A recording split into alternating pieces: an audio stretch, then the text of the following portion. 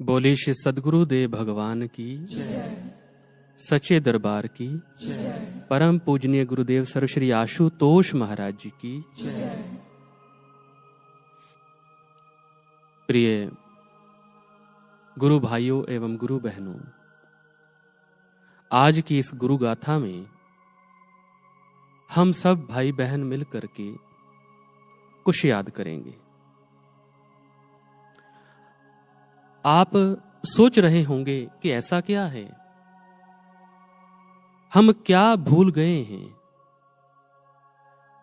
गुरु प्रेमियों, हम सब वो भूल गए हैं जो बहुत ही महत्वपूर्ण था। हम सब वो भूल गए हैं जो हमारे शिष्यत्व का आधार स्तंभ था। हम वो भूल गए हैं जो हमारी साधकता की नींव था, और जिसको भूलने के कारण से आज तक हम वो बन ही नहीं पाए जो गुरु महाराज जी हमें बनाना चाहते थे, बल्कि हम वही के वही हैं जैसे हम पहले थे। और वो क्या है? वो है प्रार्थना। प्रार्थना भूल गए हैं? नहीं, प्रार्थना तो हम सब लोग प्रतिदिन करते हैं। जी हां, प्रार्थना तो हम सब लोग प्रतिदिन ही नहीं, जरूरत पड़ने पर प्रतिक्षण भी करते हैं। लेकिन मैं यहां किसी साधारण प्रार्थना की बात ही नहीं कर रहा हूं। मैं तो उस प्रथम प्रार्थना की बात कर रहा हूं। जी हां, प्रथम प्रार्थना, जिसको हम सब लोगों ने उस वक्त किया था जब हमारे इस शिष्यत्व की यात्रा हमने शुरू की थी। जब हम गुरुदेव की शरण को प्राप्त करने के लिए आए थे, तब हम सभी ने बड़े ही भाव विभोर होकर के गुरुदेव के श्री चरणों में एक प्रार्थना की थी। आइए अपने नेत्र बंद कर उस प्रार्थना को याद करने का प्रयास करते हैं। हे गुरुदेव, मैं सारा जगत भटक कर आपकी शरण में आया हूं। प्रभु, सारा जगत ही भिखारी है।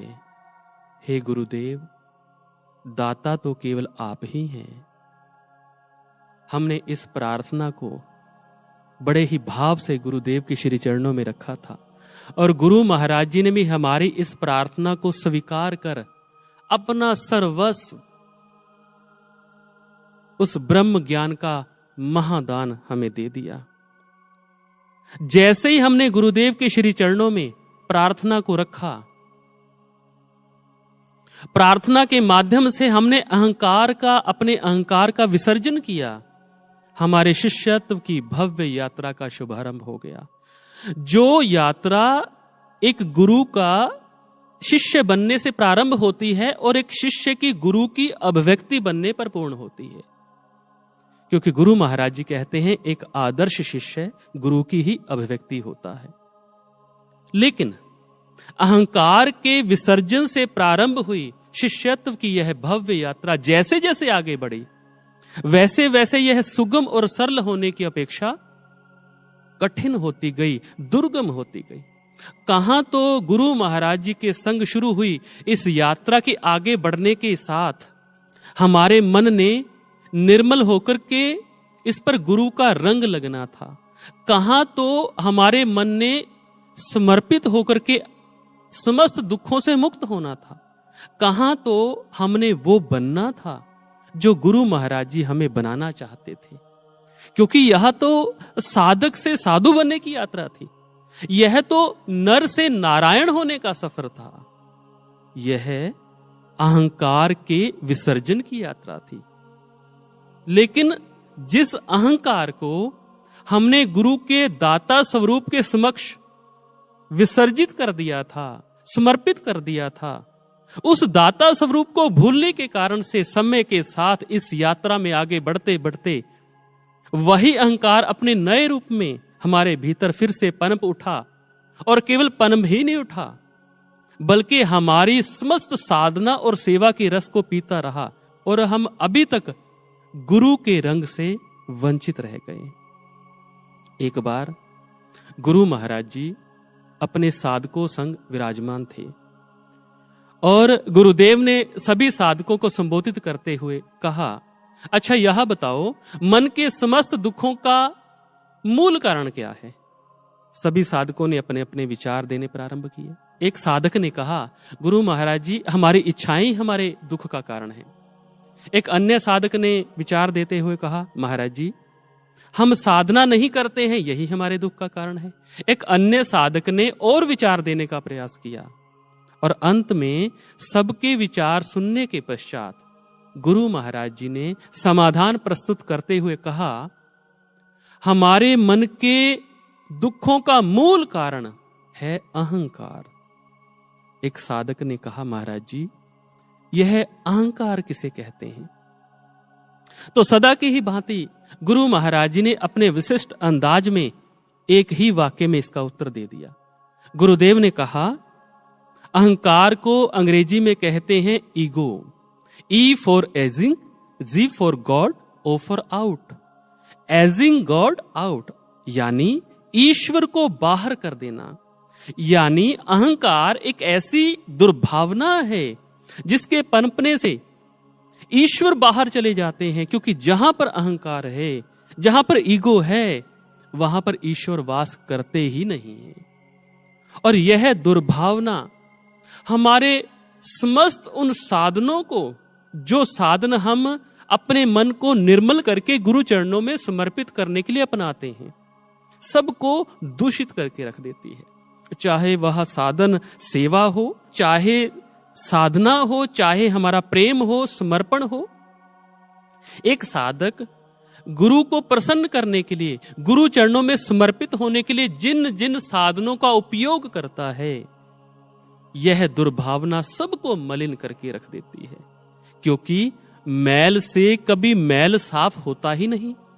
गुरु वशिष्ठ जी प्रभु श्री राम जी से कहते हैं, छूटे ही मल की मल ही के धोए, घृत की पाव कोई बार बिलोए। प्रेम भक्ति जल बिन रघुराई, अभियंतर मल कब हो न जाई। गुरु वशिष्ठ जी प्रभु श्री राम जी से कहते हैं कि हे रघुनंदन, क्या मैल से मैल साफ हो सकता है? क्या कोई पानी के मथने से घी को प्राप्त कर सकता है? इसी प्रकार से बिना प्रेम भक्ति के, बिना समर्पण के मन निर्बल नहीं हो सकता। अभ्यंतर मल कबहू ना जाई, ये मन मैल रहित कभी नहीं हो सकता। जैसे हम एक मैले कपड़े को स्वच्छ करने के लिए साबुन का प्रयोग करते हैं। अब साबुन से मैल तो चला गया, उतर गया, लेकिन जब तक उस साबुन को हम कपड़े के भीतर से निकाल बाहर नहीं करते, तब तक कपड़ा स्वच्छ नहीं हो सकता। इसी प्रकार एक साधक, एक शिष्य जिन जिन साधनों का प्रयोग करके गुरु को प्रसन्न करना चाहता है, मन को निर्मल करना चाहता है, मन को शुद्ध करना चाहता है, जब तक उन साधनों के साथ कर्तापन का अहंकार रहा तो मन निर्मल कैसे होगा? इसलिए मन को निर्मल करने के लिए हमें अपने प्रत्येक कर्म को गुरु को समर्पित करना होगा, गुरु महाराज जी के चरणों में समर्पित करना होगा। नहीं तो यह दूषित भावना, यह अहंकार हमारी साधकता को पुष्ट करने वाले प्रत्येक कार्य, प्रत्येक सेवा को प्रभावित कर देता है। एक बार एक स्थान से संगत नूरमहल आश्रम आई। उस संगत में से एक गुरु भाई ने गुरुदेव के समक्ष एक प्रश्न किया, गुरुदेव, जब जब भी आपकी आज्ञा अनुसार आश्रम से तन की सेवा के लिए कहा जाता है या किसी कार्यक्रम में समय देने के लिए कहा जाता है, तो हम तन की सेवा भी करते हैं और निर्धारित कार्यक्रम के लिए ज्यादा से ज्यादा समय देने का भी प्रयास करते हैं। जब सत्संग प्रचार प्रसार के लिए, सत्संग करवाने के लिए कहा जाता है, तो अपने घर में या जहां भी संभव हो सके हम सत्संग कार्यक्रम भी करवाते हैं और यथाशक्ति धन का सहयोग भी करते हैं। अर्थात गुरुदेव, हम आपकी कृपा से, आपकी आज्ञा से तन मन धन की सेवा करने का प्रयास करते हैं। लेकिन जब भी हम सत्संग के माध्यम से गुरु भक्तों की गाथाओं को श्रवण करते हैं, और उनके जीवन में गुरु भक्ति का रंग देखते हैं, उनके मन पर गुरु का रंग देखते हैं, उनके अंदर गुरु के प्रति प्रेम निष्ठा देखते हैं, वो सभी चीजें, वो गुरु भक्ति, वो गुरु का रंग, वो प्रेम हमें अपने जीवन में कभी नजर नहीं आता।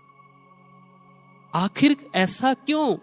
कमी कहां पर है? गुरुदेव, आखिर हमसे गलती कहां पर हो रही है जो आज तक हम गुरु के रंग से वंचित हैं? तो गुरु महाराज जी ने गंभीर होते हुए कहा, कर्तापन के अहंकार के कारण ही गुरु का रंग नहीं चढ़ रहा। हमारी सोच, हमारी भावना, हमारा नजरिया, उसी में कमी है। आध्यात्म भाव प्रधान जगत है और भाव में ही कमी है। जब भी गुरु घर से कोई सेवा आती है, आपको सेवा करने के लिए कहा जाता है, तो आप सोचते हो कि हमने गुरुदेव को समय दिया। जब आपको सत्संग करवाने के लिए कहा जाता है तो आप विचार करते हो कि हम गुरुदेव का प्रचार कर रहे हैं। जब आप अपने साधनों के द्वारा अर्जित धन गुरु घर को समर्पित करते हो तो आप विचार करते हो, आप सोचते हो कि हमने गुरु को धन दिया। यानी आपने गुरु को समय दिया, आपने गुरु का प्रचार किया, आपने ही गुरु को धन दिया, अर्थात कर्ता आप हुए, दाता आप हुए, तो रंग किसका लगे? स्वामी विवेकानंद कहते हैं, बड़ी आश्चर्यजनक बात है कि जो वास्तविक कर्ता है वो अकर्ता होने का अभिनय कर रहा है, और जो अकर्ता है वह कर्तापन के अहंकार में चूर है।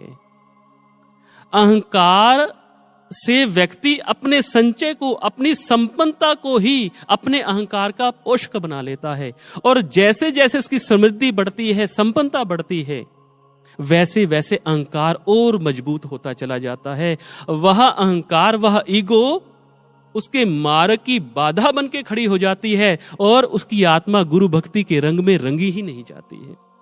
हमने प्रार्थना तो की थी, गुरुदेव दाता तो केवल आप हैं, सारा जगत भिखारी है, लेकिन अब हमारे मन में भावना उल्टी हो गई। अब हम गुरु को ही देने वाले बन गए, गुरु को ही देने वाले समझ बैठे। जब हमारे मन में भावों की गंगा ही उल्टी बहने लगी तो रंग कैसे लगे? लेकिन गुरुदेव तो कहते हैं, हमने तुमको निज नाम दिया, अपनी सेवा का दान दिया, तब भी क्यों ना उत्थान किया, यह अवसर पुनः ना पाओगे। गुरु महाराज जी कहते हैं, मैंने आपको नाम दिया और इससे बढ़कर के अपनी सेवा का महादान दे दिया ताकि आपका कल्याण हो। गुरु प्रेमियों, गुरु कभी सेवा लेता नहीं है, गुरु तो सेवा देता है। हमें सत्संग सुनाने की सेवा का दान दिया, अन्य साधकों को भजन गाने की सेवा का दान दिया, अन्य सेवादारों को विभिन्न प्रकार की सेवाओं का गुरु महाराज जी दान देते हैं, जिसे हम समय समय पर पूर्ण करते हैं। अब विचारणीय तथ्य है कि फिर हमने गुरु के लिए क्या किया? फिर अहंकार किस बात का करें? जब भी गुरु घर से कोई सेवा आती है, गुरु महाराज जी हमारी कोई सेवा लगाते हैं, स्वयं लगाएं या किसी को माध्यम बना करके लगाएं, तो निर्धारित सेवा पर ना पहुंचने के दो कारण हो सकते हैं। एक, मन की कमजोरी या हमारी मजबूरी। कई बार हम निर्धारित सेवा पर इसलिए नहीं पहुंच पाते अपने मन की कमजोरी के कारण। मन तर्क दे उठता है, कोई बात नहीं, इस बार ना सही, अगली बार कर लेंगे, सेवा कार्य तो चलते ही रहेंगे। और कई बार हमारी मजबूरी हो सकती है, धन की, समय की या परिस्थितियों वश हम उस निर्धारित सेवा को नहीं कर पाते हैं। लेकिन जब भी हम निर्धारित सेवा पर ना पहुंच पाएं, किसी कार्यक्रम में हमारी सेवा लगी, किसी भी प्रकार की सेवा हो सकती है, तो हम निर्धारित समय पर वहां नहीं पहुंच पाए, तो क्या वो कार्यक्रम रुक गया, वो कथा बंद हो गई हमारे ना पहुंचने के कारण से, या किसी वर्ष आर्थिक तंगी के कारण से हम अपने घर में सत्संग कार्यक्रम नहीं करवा पाए, तो उस जगह पर प्रचार बंद हो गया, या फिर किसी प्रोजेक्ट के निमित्त हमारी धन की सेवा लगी तो हम धन की सेवा नहीं कर पाए, तो क्या हमारे धन की सेवा ना करने से, धन ना देने से वो प्रोजेक्ट बंद हो गया हो? क्या कभी ऐसा हुआ? हम अपने संपूर्ण सेवक जीवन का अवलोकन करें जरा, हम आत्मचिंतन करें जरा, और अगर इस प्रश्न का उत्तर ना में निकले तो फिर विचार करें, स्वाध्याय करें, हमने गुरु को क्या दिया, फिर अभिमान किस बात का? वास्तविकता यह है कि सेवक अपना सब कुछ गुरु को सौंप कर भी कुछ नहीं देता है, और गुरु शिष्य से सब कुछ लेकर के भी कुछ नहीं लेता है। हमारे महापुरुष बहुत सुंदर बात कहते हैं, क्या कोई तेरी सेवा करे, क्या को करे अभिमाना, जब अपनी जोत खिंचे तू स्वामी, तब कोई करो दिखा व्याख्याना। हे गुरुदेव, आपकी सेवा कोई कैसे कर सकता है? जब आपकी सेवा ही नहीं कर सकता है कोई, तो फिर अभिमान भी कैसे हो? क्योंकि जब आप अपनी शक्ति इस शरीर के भीतर से निकाल लेते हो, जब आप चेतना को खींच लेते हो, तब कोई करो दिखा व्याख्याना, फिर करके दिखाए कोई। हम जानते हैं जब चेतना निकल जाती है, जब वो शक्ति निकल जाती है, वो ऊर्जा निकल जाती है, फिर ये शरीर मृत हो जाता है, फिर वो कोई कार्य नहीं कर पाता है। तो फिर अभिमान किस बात का? वास्तविकता यह है गुरु प्रेमियों, गुरुदेव को सेवा की आवश्यकता नहीं, सेवा की आवश्यकता हम साधकों को, हम शिष्यों को है। यहां तक कि जब हम गुरु घर में आकर के ऊंचे ऊंचे जय घोष लगाते हैं, वो भी हमारे कल्याण के लिए ही होते हैं।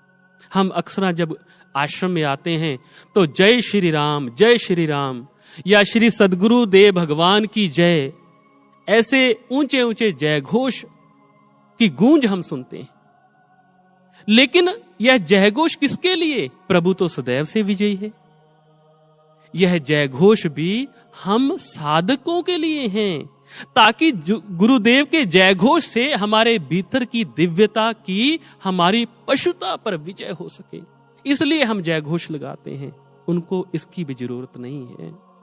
एक बार एक शिष्य के मन में अपनी सेवा को लेकर के अहंकार आ गया, तो गुरुदेव ने उसे अपने कक्ष में बुलाकर के कहा, अच्छा यह बताओ, जब झाड़ू लगाते हैं तो थकान किसे होती है, पसीना किसे आता है? शिष्य ने हाथ जोड़ करके कहा, गुरुदेव, झाड़ू तो निर्जीव चीज है, कर्म तो उन हाथों का है जिन्होंने उस झाड़ू को पकड़ा हुआ है, तो थकावट भी उनको होगी और पसीना भी उन्हें ही आएगा। ऐसा सुनकर के गुरुदेव की आंखों में करुणा तैरने लगी, और शिष्य की आंखों में झांकते हुए गुरुदेव ने कहा कि तुम सब भी मेरे इस विश्व शांति के मिशन में जो भी लोग सहयोग दे रहे हो, चाहे वो प्रचारक हों, चाहे सेवादार हों, वो सब भी तो समाज की सफाई ही कर रहे हैं ना। यानी वो भी आप सब लोग झाड़ू के तिनकों के समान एक लक्ष्य के सूत्र से बंधे हुए हो, लेकिन उसको थाम तो हमने ही रखा है ना। तो फिर कर्ता भाव का अहंकार क्यों? क्योंकि जब गुरु के प्रति शिष्य का समर्पण हटता है, तो झाड़ू के समान सफाई करने वाला शिष्य वो तिनकों के समान बिखर कर कचरा ही बन जाता है। इसलिए अपने हर कर्म को गुरुदेव को समर्पित करते हुए चलें। लेकिन इसका अर्थ यह नहीं कि आप द्वारा किया गया त्याग उसकी कोई कीमत नहीं, बल्कि गुरुदेव ने तो सदैव संगत के योगदान को सराहा है। समय दानियों की निष्ठा से जुड़ी हर एक दीवार है, अद्वितीय तप त्याग तितिक्षा करता हर एक परिवार है। जो गुरु घर को आप बड़ी निष्ठापूर्वक समय देते हैं। ये काफिला उसी से तो आगे बढ़ रहा है। आपका गुरु घर के लिए किया गया तप, त्याग, प्रतीक्षा यानी सहनशीलता वह अद्वितीय है, अवर्णनीय है। लेकिन गुरुदेव ये भी चाहते हैं कि मेरी संतानें मुझे प्रसन्न करने के लिए, मेरे इस महान मिशन में अपना योगदान अर्पित करने के लिए जो पुरुषार्थ कर रही हैं, उस पुरुषार्थ से इनके कर्तापन का अहंकार दूर कर दूं, ताकि इनको उस पुरुषार्थ का पूर्ण लाभ मिले, इनका मन निर्मल हो और गुरु चरणों में समर्पित हो सके। क्योंकि जिस कार्य के साथ कर्तृत्व की भावना जितनी प्रगाढ़ होगी, कर्तापन का अहंकार जितना गहरा होगा, उस अहंकार को विगलित करने में उतनी ही ऊर्जा खर्च होगी, यह निश्चित है। इसलिए गुरु महाराज जी तो समय समय पर अपने साधकों को ही सम्मान देते आए हैं। आज भी अगर कोई नया व्यक्ति आता है तो आकर के यही प्रश्न करता है कि हम आपके गुरुदेव के विचार सुनना चाहते हैं, क्या आपके गुरुदेव की कोई ऑडियो या वीडियो है ताकि हम उनके विचार श्रवण कर सकें। लेकिन हम जानते हैं गुरुदेव ने यह सम्मान भी अपने शिष्यों को दिया। इस मंच से आप देख रहे हैं, चाहे कोई विचार देता है, चाहे कोई यहां पर भजनों का गायन करता है, इसके पीछे भी गुरुदेव की कृपा ही है, हम सब जानते हैं। लेकिन यह सम्मान भी गुरुदेव अपने शिष्यों को देते हैं। गुरुदेव तो हमें सम्मान दे रहे हैं, लेकिन हम शिष्य, हम साधक भी यह ना भूलें, हमारे इस समस्त कार्यों के पीछे केवल गुरुदेव की कृपा ही काम कर रही है। उनकी कृपा के कारण ही हमारी सेवाओं को सफलता मिल रही है। कोई भी साधक ये ना भूले। इसलिए इस बात को सदैव याद रखें, क्योंकि गुरुदेव कहते हैं अहंकार भी दो तरह का होता है, एक स्थूल अहंकार, एक सूक्ष्म अहंकार। स्थूल अहंकार जो बाहरी कारणों से होता है, यानी मेरा पद, मेरी स्थिति, मेरा धन, मेरा बल, मेरा नाम, मेरा यश, मेरे संबंध, और जितना ये प्रगाढ़ होगा ये साधक को उतना ही अपने पाश में बांधता चला जाता है। और समय समय पर यह अहंकार बाहर भी प्रकट होता रहता है। जैसे एक बार एक सज्जन थे, किसी विशेष पद पर कार्यरत थे और उनकी खासी जान पहचान भी थी, और जब भी वो आश्रम आते तो गुरुदेव का विशेष स्नेह पाते। अब उन साधक को लगने लगा कि मेरे पद विशेष के कारण, मेरी जान पहचान के कारण गुरु महाराज जी मुझे इतना प्रेम देते हैं, और जब भी मैं आश्रम आता हूं मुझे तुरंत बुला लेते हैं, मुझसे सलाह भी करते हैं। ऐसी दुर्भावना उसके मन में जागने लगी। उसके अंतकरण में ऐसा विचार जैसे ही पनपा, अहंकार ने उसके जीवन को प्रभावित करना शुरू कर दिया। क्योंकि गुरु प्रेमियों, बुद्धि एक शक्तिशाली उपकरण है। Intellect is the most powerful tool and gives a man to rise up और fall down. It can show a way to sustain और किल द ईगो। अर्थात बुद्धि एक ऐसा शक्तिशाली उपकरण है जो हमारे अहंकार को खत्म भी कर सकता है और हमारे अहंकार को बढ़ावा भी दे सकता है। जैसा उस सज्जन की बुद्धि ने विचार दिया, अगर वो यह विचार करते कि मेरे कल्याण के लिए गुरु महाराज जी मुझे अपना समय देते हैं, तो उसके अंदर अभिमान नहीं जागता। लेकिन अब बुद्धि ने विचार दे दिया कि मेरे ऊंचे पद के कारण, मेरी जान पहचान के कारण गुरु महाराज जी मुझे प्रेम देते हैं, अपना सानिध्य, बार बार अपना सानिध्य प्रदान करते हैं। तो अहंकार ने उसको जकड़ लिया। एक बार उनके किसी मित्र ने कहा कि मैं भी गुरुदेव के दर्शन करना चाहता हूं। तो उस सज्जन ने कहा, जो यह समझने लगे थे कि मेरी तो गुरु महाराज जी से विशेष जान पहचान है, उस सज्जन ने कहा, हाँ क्यों नहीं, इसमें कौन सी बड़ी बात है, तुम कल ही चलो, मैं स्वयं तुम्हें गुरुदेव का दर्शन करवा दूंगा। और अगले दिन प्रातः जैसे वो आश्रम आए, गेट पर नियुक्त सेवादार को कहा, गुरुदेव को कहना कि मैं आया हूं। कहां तो भावुक मन ने, भक्त मन ने दर्शन के लिए गुहार लगानी थी, लेकिन अहंकारी मन अपने आने की सूचना गुरुदेव तक पहुंचा रहा है। और जब शिष्य के सिर पर अहंकार ऐसे दुबदुबी बजाता है ना, तो गुरुदेव इससे कैसे बेखबर रह सकते हैं। गुरुदेव ने भी सोच लिया कि आज अपने इस भक्त को अहंकार के इस महारोग से मुक्त करके ही रहना है। उन्होंने लीला प्रारंभ कर दी। जैसे ही संदेश भीतर गया, तुरंत गुरु महाराज जी ने उनको बुला लिया। अब तो उन सज्जन का अहंकार सिर चढ़कर बोलने लगा। मैंने क्या कहा था, जैसे ही आश्रम पहुंचेंगे गुरुदेव हमें बुला लेंगे। ऐसी ढींगे हाँकते हाँकते दोनों गुरुदेव के कक्ष तक पहुंचे और उन सज्जन ने गुरु महाराज जी को प्रणाम किया और एक और बैठ गए। उसके उपरांत उनके मित्र ने प्रणाम किया और गुरु महाराज जी उनके मित्र से बात करने लगे। आप कहां से आए हैं, क्या करते हैं, आपके परिवार में और कौन कौन है। और आज अपने को महत्व ना मिलता देख उन सज्जन ने कहा, महाराज जी ये मेरे मित्र हैं, इनको मैं ही लेके आया हूं। अब गुरु महाराज जी ने कहा, उन सज्जन की ओर देखते हुए कहा, आप कौन हैं, आप कहां से आए हैं। अब आप समझ सकते हैं जब गुरुदेव ने उनको ये वचन कहे तो उनकी क्या दशा हुई होगी।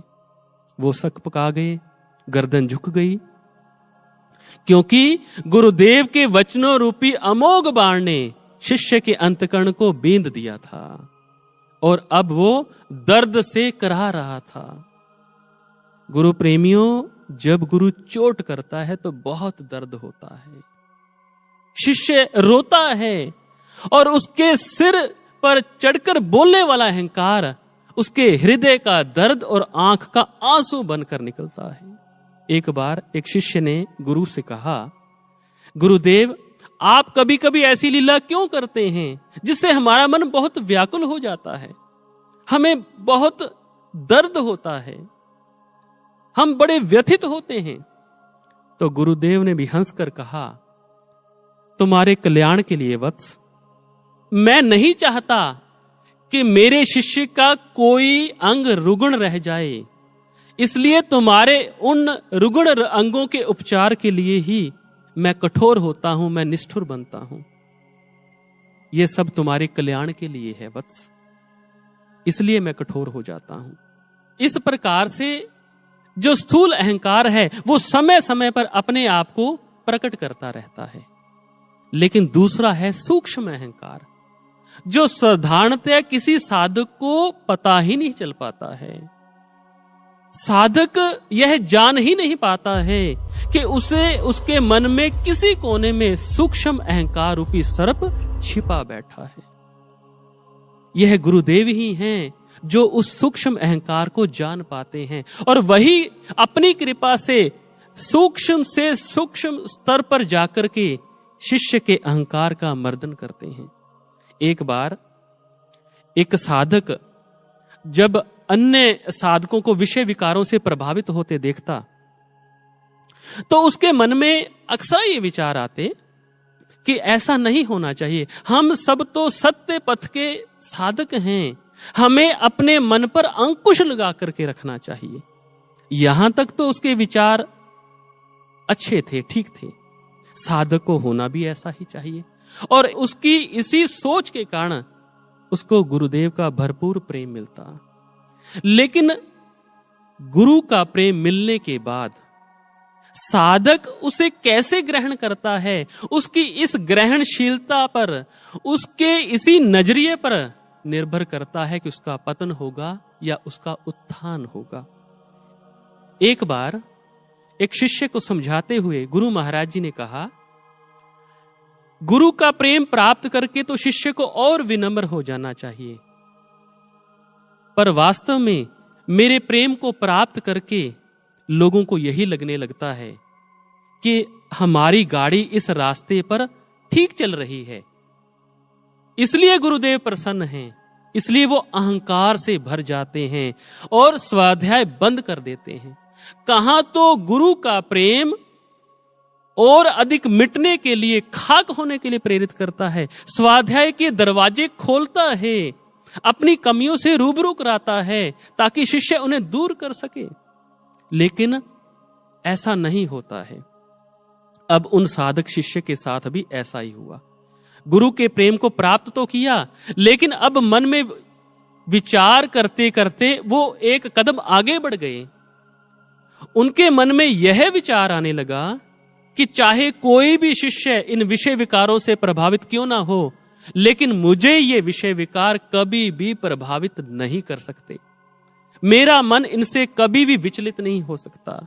वह साधक यह भूल कर गया कि वह भी एक साधक है, सत्य पथ का पथिक है, राही है, अभी उसको मंजिल नहीं मिली है। और जब तक इस मार्ग पर चलते हुए, इस दुर्गम पथ पर चलते हुए मंजिल मिल नहीं जाती, तब तक कुछ भी कहना असंभव है। कोई भी साधक इस मार्ग पर कोई दावा नहीं कर सकता है, क्योंकि वह भूल गया कि उसकी नाव भी अभी समुद्र में है और ना जाने कर्म संस्कारों का कौन सा तूफान जीवन में आ जाए और उसकी साधकता की नाव भी हिचकोले खाने लगे।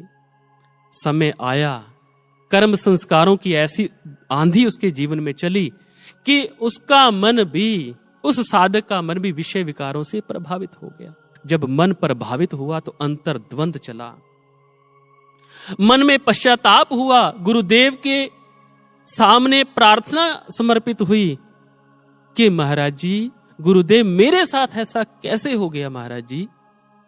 तो गुरुदेव ने उसे समझाते हुए कहा, तुम्हारे भीतर सूक्ष्म अहंकार जो आ गया था, तुम यह सोचने लगे थे कि मुझे ये विषय विकार कभी भी प्रभावित नहीं कर सकते हैं,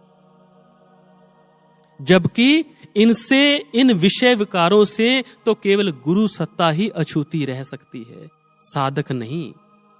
साधक अगर इन विषय विकारों से अछूता है तो उसका एक ही कारण है कि उस पर गुरु कृपा है। लेकिन तुम यह सोचने लगे थे, तुम्हारे भीतर यह सूक्ष्म अहंकार आ गया था कि मैं कभी भी इन विषय विकारों से प्रभावित नहीं हो सकता, इसलिए ऐसी परिस्थितियों का, तुम्हारे उस सूक्ष्म अहंकार को भंग करने के लिए ऐसी परिस्थितियों का निर्माण हुआ।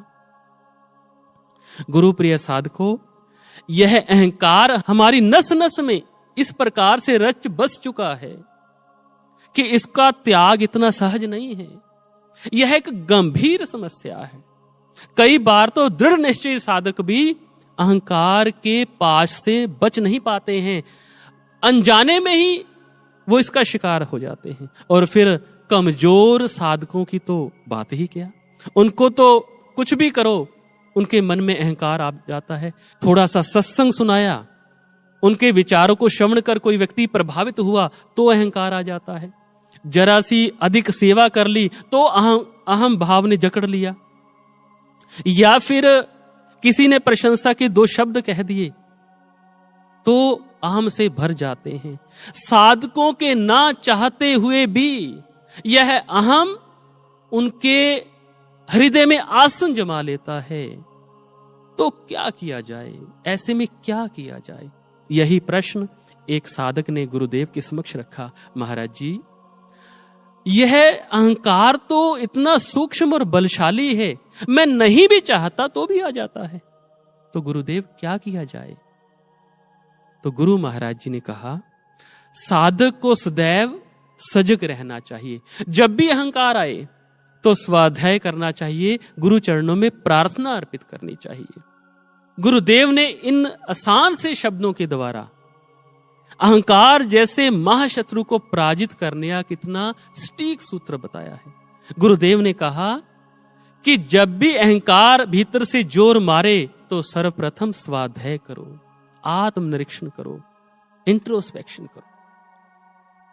लेकिन गुरु प्रेमियों, महापुरुष कहते हैं कि गंभीर स्वाध्याय, ईमानदार आत्मनिरीक्षण एक दिल फोड़ देने वाला अनुभव है। लेकिन इस अनुभव से गुजरे बिना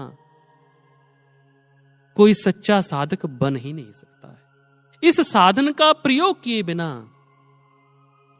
हम परिवर्तित हो ही नहीं सकते हैं, बदलाव असंभव है। इसलिए भगवान श्री राम किष्किंधा कांड में लक्ष्मण जी को समझाते हुए कहते हैं, कृषि निरावही चतुर किसाना, जिम बुद्ध तजे मोह मद माना। जो लोग कृषि की शैली से परिचित हैं वो इस बात को जानते हैं, किसान सबसे पहले बड़े परिश्रम से खेत की तैयारी करता है, फिर उस चीज का बीज बोता है जिसको वो फसल के रूप में प्राप्त करना चाहता है। वही बीज अंकुरित होकर के फसल बढ़ने लगती है, लहलहाने लगती है। लेकिन इतने भर से किसान का कार्य समाप्त नहीं हो जाता है, बल्कि अब तो उसके सामने एक कठिन समस्या आ जाती है, क्योंकि वह यह देखता है कि उसने जिस चीज का बीज बोया वो फसल तो उग ही आई है, लेकिन उसके साथ साथ अन्य चीज भी खेत में निकल आई है, जिसे खरपतवार कहते हैं, घास कहते हैं। कितनी विचित्र बात है, हैरानीजनक बात है। जिस चीज को उगाने का प्रयास तक किसान ने नहीं किया, वो भी फसल के साथ लहलहाती दिखाई देती है। अब किसान ने बीज तो बोया धान का या गेहूं का, तो उस धान के साथ हरी हरी घास भी खेत में उग आई, और यदि किसान आलसी हुआ तो वह उस घास को निकालने का प्रयास ही नहीं करता, क्योंकि घास निकालना टेढ़ी खीर है, कठिन कार्य है। लेकिन एक चतुर किसान को यह कला होती है कि वह घास के पौधे को उखाड़ देता है, और कृषि की भाषा में इसी घास उखाड़ने की कला को ही निराना कहते हैं। प्रभु श्री राम लक्ष्मण जी से कहते हैं कि जो समस्या किसान के सामने आई, वही समस्या एक साधक के समक्ष भी आती है। एक साधक खेती तो करना चाहता है भक्ति की, सद्गुणों की, सद्विचारों की, लेकिन उसके अंतकरण में मोह मद मान के अनचाहे पौधे भी उगाते हैं। और जिस प्रकार से एक चतुर किसान निराई करता है अपनी खेती की, उसी प्रकार से जो बुद्ध जन हैं, जो विवेकी जन हैं, जो साधक सतर्क हैं, सजग हैं, जो सावधान है साधक, वो स्वाध्याय करते हैं और अपने अंतकरण से मोह मद और अभिमान के इन पौधों को उखाड़ फेंकते हैं। अब साधक ने भक्ति रूपी धान की खेती की, लेकिन धान के साथ साथ घास अपने आप उगाई, और जिस वस्तु से धान बढ़ा उसी से घास बढ़नी शुरू हो गई। धान कब बढ़ेगा? जब पानी बरसेगा, और घास भी उससे ही बढ़ेगी। अब किसान सोचे कि पानी को ही बंद कर दें ताकि घास ना बढ़े, लेकिन उस पानी को बंद करने से धान भी नष्ट हो सकती है, धान की खेती भी बर्बाद हो सकती है, इसलिए पानी बंद नहीं कर सकते। तो क्या किया जाए? आखिर ये पानी है क्या? पानी है एप्रिसिएशन, यानी प्रशंसा। जब भी कोई इंसान अच्छा कार्य करेगा तो उसे प्रशंसा का पानी भी प्राप्त होगा। उस प्रशंसा के पानी से उसकी फसल बढ़ेगी, यानी साधक के भीतर अच्छे कार्यों को करने की रुचि बढ़ेगी। हमें अच्छे कार्यों को करने का प्रोत्साहन मिलेगा, लेकिन इसके साथ साथ हमारे मन में कर्तापन का अहंकार भी जागृत होगा कि ये अच्छा कार्य मेरे द्वारा हुआ है, मैंने इस अच्छे कर्म को किया है। और अगर साधक उस चतुर किसान की तरह सावधान नहीं हुआ, विवेकी नहीं हुआ, सजग नहीं हुआ, और इस प्रशंसा रूपी पानी के द्वारा, लोगों द्वारा दिए जा रहे सम्मान के द्वारा, यश के द्वारा जो घास उसके अंतकरण में उग आई है, यदि वो साधक सजग नहीं है और वो समय रहते इस घास को नहीं काट पाता, तो इससे हमारी भक्ति रूपी खेती का बहुत नुकसान हो सकता है। इसलिए स्वाध्याय करें और यह विचार करें, यह अहंकार क्यों, किस बात का है? क्या उच्च कुल या बल या धन या किसी विशिष्ट गुण के कारण अहंकार आया है? तो अपने आप से प्रश्न करें, यह गुण किसने प्रदान किया? हमें इन गुणों को देने वाला कौन है? गुरु महाराज जी। क्योंकि एक साधक को सब गुण अपने गुरु से ही प्राप्त होते हैं। तो फिर जब ये गुण गुरु ने दिए हैं, तो फिर अहंकार किस बात का, गुमान किस बात का? हमें तो गुरुदेव के प्रति कृतज्ञ होना चाहिए इन गुणों के लिए।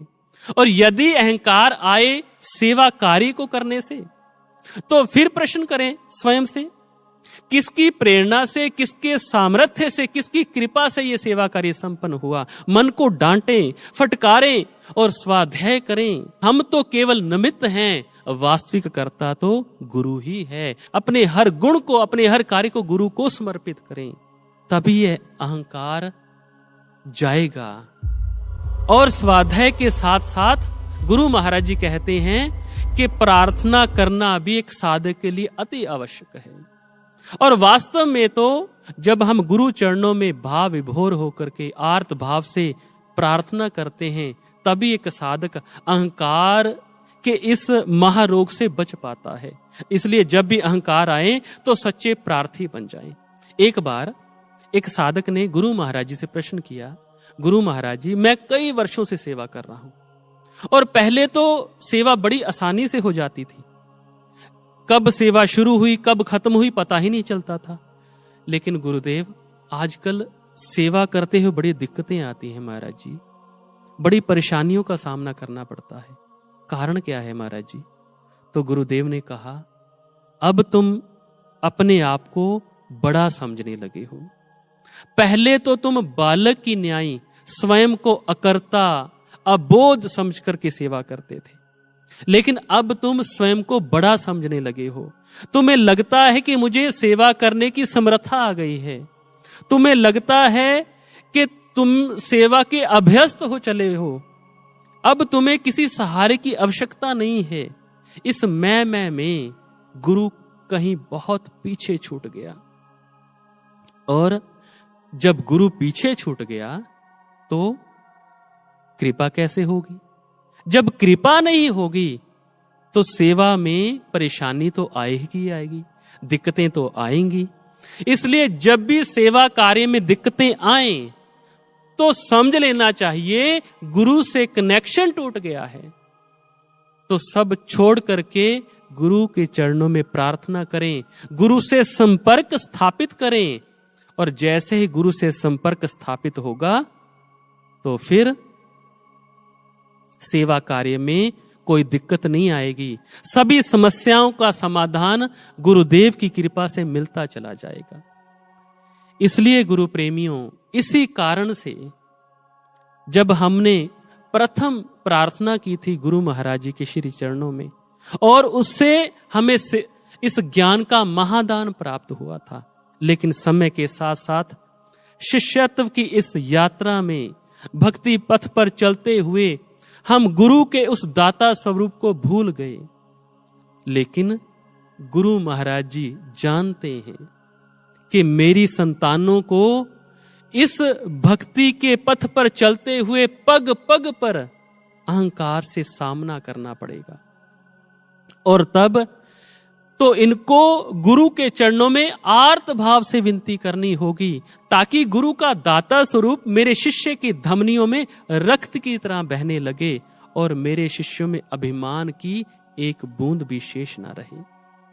इसलिए गुरु महाराज जी ने फिर कृपा की और आरती का महादान हमें दिया, ताकि हम आरती सुबह शाम जब आरती करेंगे तो गुरु के दाता स्वरूप का भाव आत्मसात करेंगे।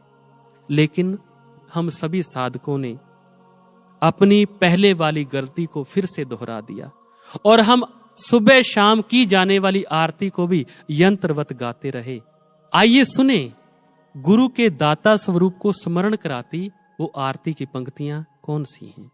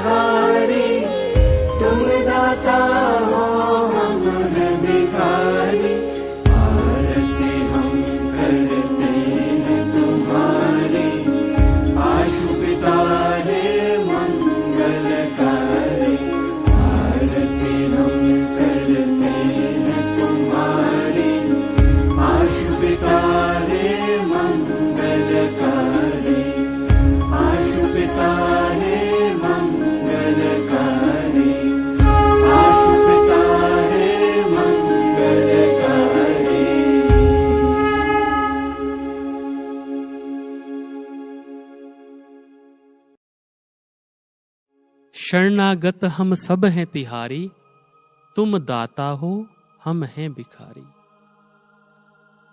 गुरु प्रिय साधकों, आरती की इन पंक्तियों के भाव हम आत्मसात करें, गुरु के दाता स्वरूप को सदैव स्मरण रखें और अपने प्रिय गुरु महाराज जी के लिए कुछ भी क्यों ना करें, कितना भी क्यों ना करें, मन में गरूर कभी जागृत ना हो, क्योंकि गुरु से मिलने के लिए यह गरूर ही सबसे बड़ी बाधा है। और गुरु ही इस गरूर का र मिटाकर हमारे भीतर, एक शिष्य के भीतर गुरु तत्व को जगा सकते हैं। गरूर के मिटने पर ही निर्माण संभव है और कर्ता भाव के पिघलते ही साधक बंधन मुक्त जीवन का स्वामी बन जाता है और उच्चतम अभिव्यक्ति को पाता है। और ऐसा निराभिमानी शिष्य ही वास्तव में गुरु की अभिव्यक्ति बन पाता है। और आइए अंत में हम सभी साधक मिलकर के गुरुदेव के श्री चरणों में प्रार्थना करें कि हम सभी साधकों के जीवन में समर्पण के फूल खिलें, अहम के कांटों से हम सब की साधकता मुक्त हो। इन्हीं भावों के साथ मैं अपने वक्तव्य को यहीं पर विराम देता हूं। बोले श्री सद्गुरुदेव भगवान की, सच्चे दरबार की, परम पूजनीय गुरुदेव सर्वश्री आशुतोष महाराज जी की। YouTube पर DJJS वर्ल्ड को अभी सब्सक्राइब करें और नियमित सूचनाओं के लिए घंटी का चिन्ह अवश्य दबाएं। साथ ही Instagram, Facebook और Twitter पर करें DJJS वर्ल्ड को फॉलो।